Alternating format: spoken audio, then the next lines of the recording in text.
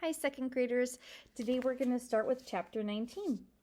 Long after midnight, Samar came to visit me.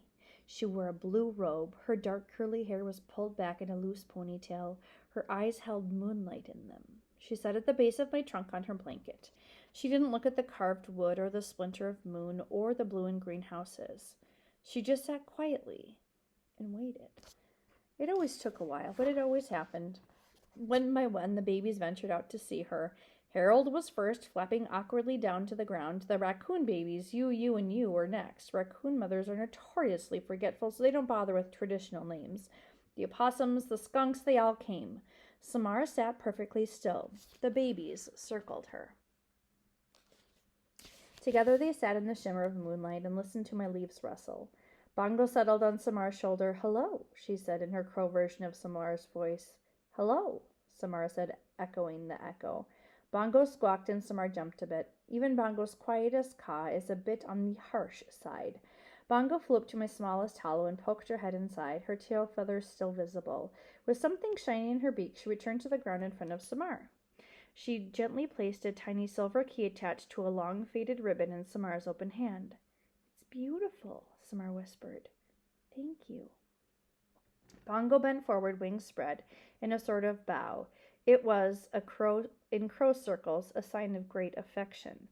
I've seen that key before. Bongo had inherited it from her mother. Crows live in extended families, and they pass information across generations. It didn't surprise me that Bongo still had the key, or that she'd decided to give it to Samar. In the sweet calm, surrounded by everything I loved, moonlight, hair, grass, animals, earth, people, I wondered with a pang how much longer I would be able to savor such moments. I wondered, too, if I'd done enough for the world I loved. It was something I'd asked myself before. But impending death has a way of focusing your attention. Sure, I'd provided plenty of shade, made oceans of oxygen for people to breathe, been a home to an endless parade of animals and insects. I'd done my job. A tree is, after all, just a tree. Like I told Bongo, we grow as we must grow, and our seeds decided long ago. And yet, 216 rings, 864 seasons. And still, something was missing. My life had been so safe.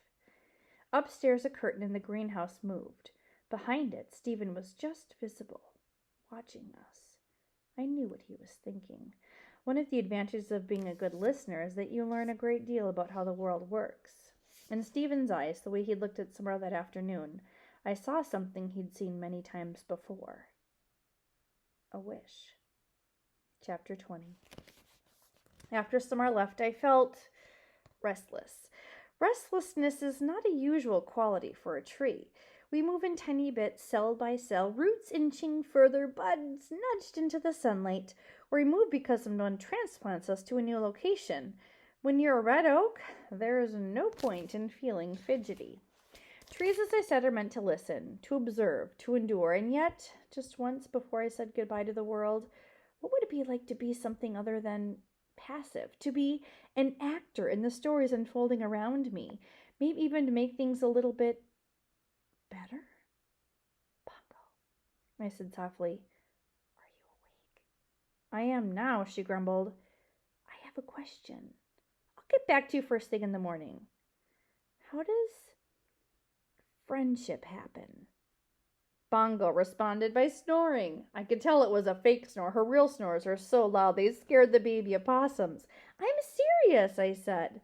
Bongo groaned. "I don't know. It just happens. But how does it just happen?" "Friends have things in common," Bongo said, "and there you go. Your answer in 5 words. See you in the AM, pal." I thought about her reply. But what do you and I really have in common when you get right down to it? With a loud exhale, Bongo flew to the ground. "Okay, I am thoroughly awake now. Thank you very much. What is this all about?" "Just an idea." "Here's an idea for you." "Ideas are a bad idea," said Bongo, "especially if someone is in busybody mode. I'm looking at you, Red." Back to my question. Why are we friends? Okay, fine. Let me think on it for a minute. Bongo walked in a slow circle around my trunk, considering. I love the way birds move, so unlike trees. We bend with the wind, we're graceful and unhurried. Birds, on the other hand, move in flits and twitches, their heads whip from side to side as if they've just heard astonishing news. Bongo paused. Well, to begin with, you're my home and I'm your tenant. But that's not really the reason for us to be friends. I've had residents I wasn't particularly fond of. That squirrel, what was his name? Squinch, the one with the bad breath? It's not important. Knew it was Squinch. Bongo, I said, please focus. Bongo gazed up at me. We're friends because we're friends, Red. Isn't that enough? Her voice was small and sweet, not her usual get-to-the-point crow tone. You're right, I said. But suppose two people needed to be friends. How would you make that happen? Maybe get them together doing something? They yak, share a laugh, voila, friendship, am I right? I don't like it when you Humming leads to ideas. You can go back to sleep, Bongo. Thanks for talking. You're a good friend. Likewise, Bongo flew back up to her nest. Hey, be sure to let me sleep in. Bongo, now what? Excuse me. One more thing. Why do you think people can be so cruel to each other? It's not like the rest of us are exactly angels. Last night I saw Agnes eat a whole lizard in one bite. Agnes, the barn owl, who lived with her nestlings in my highest hollow, flapped her wings in annoyance. Hey, a girl's gotta eat, and you're a fine one to talk, Bongo, she said. Is there anything crows won't eat? My point, Bongo continued, is that the world's a tough place. Doesn't matter if you're a bunny or a lizard or a kid. With that, Bongo started snoring, for real this time. But I was still wide awake. Ma, what's that horrible noise? Came the sound of the voice of a baby opossum. That's just Bongo sleeping, her mother replied. Bongo had been right. I was hatching an idea. She'd always said I was a busybody, not to mention an optimist. An optimistic Badinsky. Well, there are worse things. Trees are the strong, silent type. Unless them are not. End of reading.